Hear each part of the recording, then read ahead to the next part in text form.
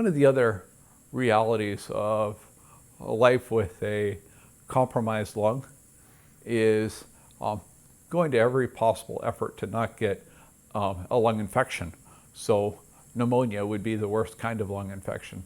And in my particular situation, a lung infection could really have outsized consequences. It also means that I can't go in for a lung transplant.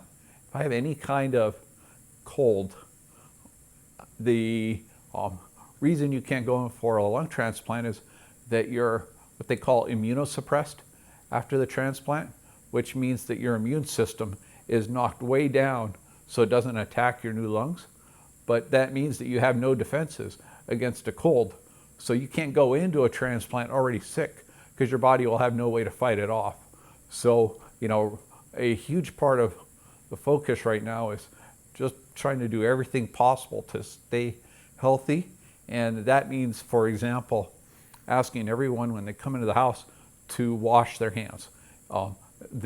We've asked friends, as hard as it is, not to bring their kids over, and asked our kids not to let their friends come over into the house.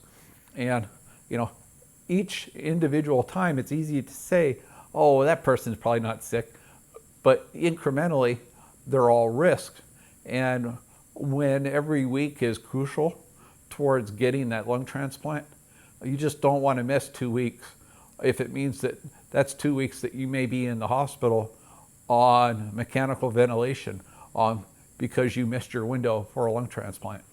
So, it means not going outdoors or not going out to eat at restaurants, in crowded restaurants, not going into environments with crowds, especially in closed places. It means washing hands religiously. It requires that you be very diligent in not touching your face, because touching your face is one of the most common ways to get sick. It makes you think about all these things. And good practice, because post-transplant, you're immunosuppressed, so you really need to be doubly cautious that you don't get sick.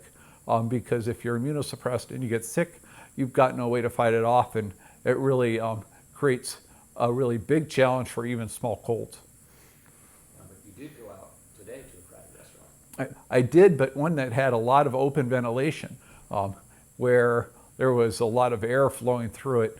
And, you have to try to decide when you're going to live life and what level of risk are acceptable. But in this case, the main thing was it was huge open doors on both sides with a little area of seating underneath the shade.